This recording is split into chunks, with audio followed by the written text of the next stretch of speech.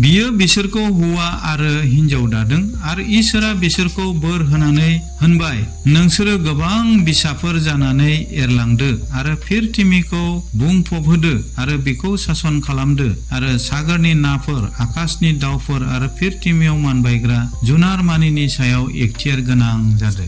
बेयावहाय नट खालामनो गोनां बिसया बेसो जे नोंसोरो गोबां बिसाफोर जानानै एरलांदो आरो फिरथिमिखौ बुंफबहोदो। बेयावहाय किं जेम्स भार्सन इंलिशाव नायोब्ला मोनसे वार्डखौ जों मोनो। बे सोदोबानो जाहैबाय रिप्लेनिश द आर्थ। बे बुहुमखौ आरोबाव खेबसे बुंफबहोबावदो। रिप्लेनिशनि ओंथियानो एगेन आरो खेबसेबाव होननाय जाहैयो। नाथाय निउ किं जेम्स भार्सन आरो गुबुन गुबुन भार्सन इंलिशनि बाइबेलाव बेफोरखौ मोननाय जाया। बेखौ मानि थाखाय होदेराखै बेखौ जों मिथिला। नाथाय बे बाइबेला किं जेम्स भार्सन बाइबेला 47 स्कलार्स आरो 54 स्कलारफ्रा बेखौ एप्रुभ खालामनानै दिहुनखादोंमोन। फैयै फैयै 1982 आवसो निउ किं जेम्स भार्सनाव बे बिसयखौ सोआखै।